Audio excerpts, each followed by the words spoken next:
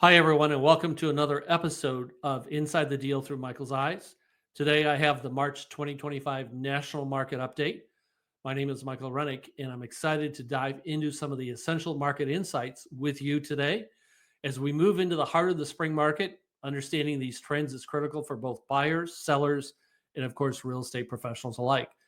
We talk about what's really happening with home prices, current mortgage rate trends, and explore some alternative financing strategies that can make your home ownership more accessible right now. I'll be right back.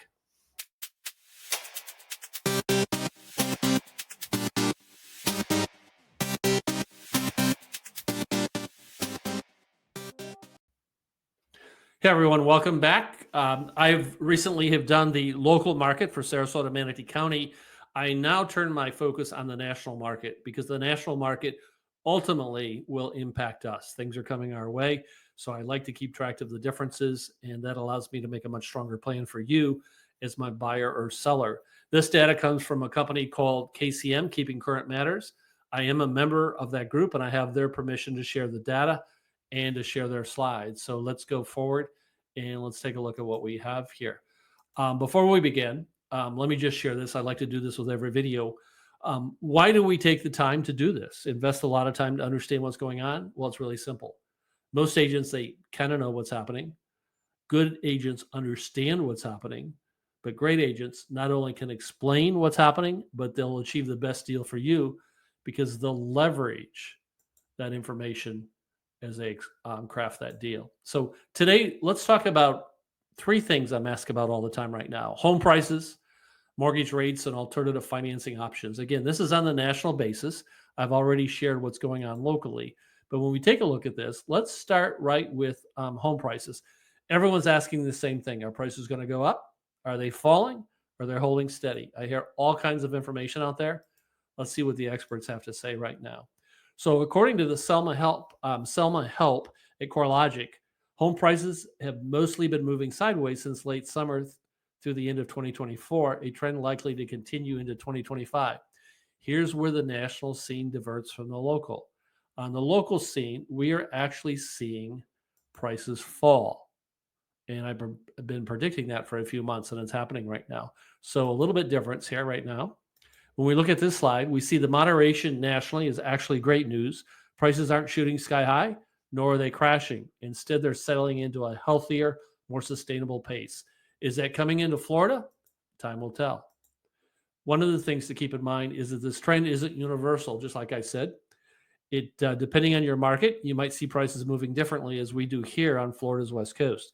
But nationally, we've seen steady growth hovering around 3.9% year over year. But as I said, it varies greatly depending on what part of the country we're in. When we look at this chart, we see cities like New York, Chicago, and Seattle saw appreciation above 5%, while places like Tampa, much closer to home, saw slight decreases. As always, understanding your local market specifics is key, and that's exactly what we do here at Team Rennick. We're here to help you navigate these differences effectively. How do we leverage these for our strategy?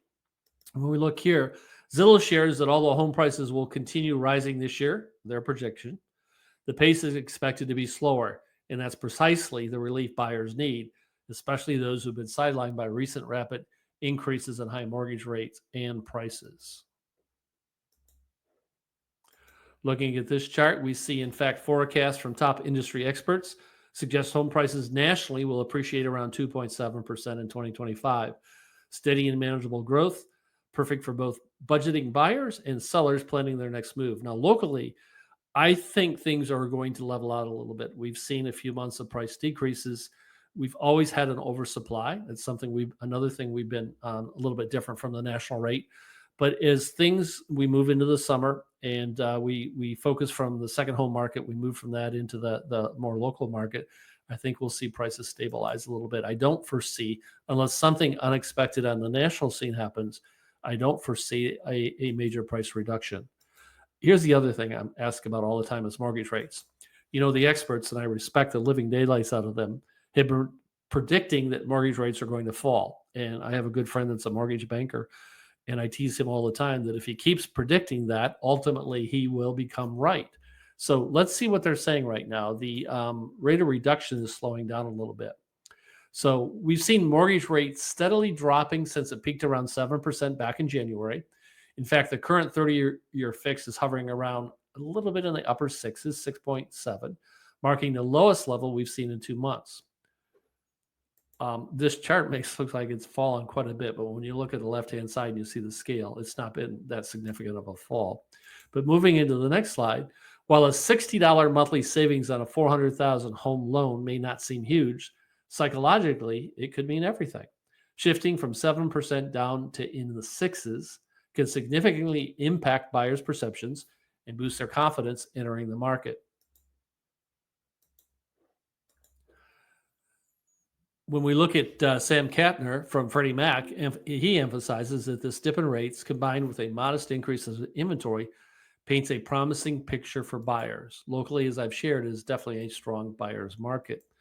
Looking at this chart, but even small rate changes can significantly impact buying power. For example, a 0.5%, a half of a percent decrease in mortgage rates might increase a buyer's affordability from a $380,000 home to $400,000, keeping their monthly payments within budget. These conversations are crucial, so it's important that we lay this out so folks have the right information. What's influencing these lower rates? Well, inflation plays a big role. I've talked about that in previous podcasts. As inflation eases, mortgage rates typically follow. Now, there's news coming out. I'm filming this on Tuesday, which is actually March 11th. There's news coming out with new inflation rate, and they expect that to be up maybe as much as a full percent. We'll see where that's at, but that will have a direct impact on where mortgage rates are going to go here. Looking at this chart, we see in February, they saw a noticeable drop in inflation, which bodes well for mortgage rates. Let's see what happens as we move forward on this. Looking at this, remember, we're unlikely to return to the ultra low rates we saw immediately after the pandemic. Stability and moderation are our new watchwords.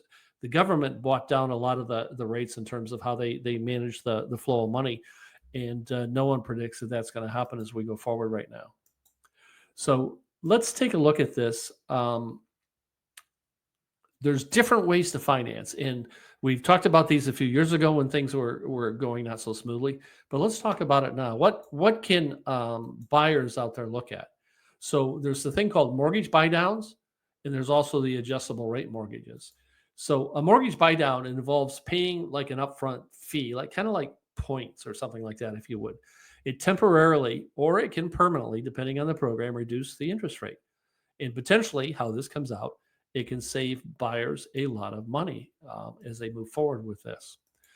According to HomeLight, around 27% of first-time buyers are now requesting rate buydowns from sellers. It's becoming increasingly common and could be an attractive negotiating tool. In a strong buyer's market, sellers have to do creative things to get properties sold. One of the things is offering a buydown where they actually pay the fee so that the buyer can get a little bit lower rate as they move forward with this. It makes their property a little bit more attractive. Let's look at ARMs or adjustable rates. It's important to know that today's adjustable rate mortgages aren't the risky products they turned out to be in the early 2000s. Currently, ARMs require borrowers to qualify based on their ability to handle the higher potential payments, not just the lower rates. See, in the past, you get approved with teaser rates, and teaser rates weren't going to last very long. And that's what caused much of the downslide that we saw back a few years ago. It's not that way anymore. They're a lot more stringent on how that are doing that. But here's the bottom line. Understanding the financial nuances and market conditions can dramatically empower your decision making. The market is becoming friendlier again. Affordability strategies are out there, and people recognize that. In fact, NerdWallet reports a record number, 15% of Americans are planning to buy a home this year, the highest level we've seen in recent years. Here at Team Rennick and myself as co-founder in one of the broker associates, our commitment is simple, but yet it's powerful. As I mentioned in the beginning, by studying this market, we can leverage it for your advantage. So as we move forward, we'll keep bringing updates. But when we look at that, they're suggesting on the national basis, more folks will buy homes this year than we've had in the past. Mortgage rates, unless something happens on the national basis, aren't going to get significantly worse. In fact, they should continue to improve. And now we're seeing some other alternative products out there for mortgages. What you need is a mortgage broker. You need a mortgage broker and you need a real estate broker that understand this, that can listen or willing to listen, will put a plan in place that's specific to achieving what you need. This is the beginning. Let's not end the conversation now. Let's continue it. Feel free to give me a call, my direct cell, because I feel all clients should be able to reach me when it's convenient for them, not the other way around. That number is 941-400-8735. I look forward to your phone calls. I look forward to talking with you.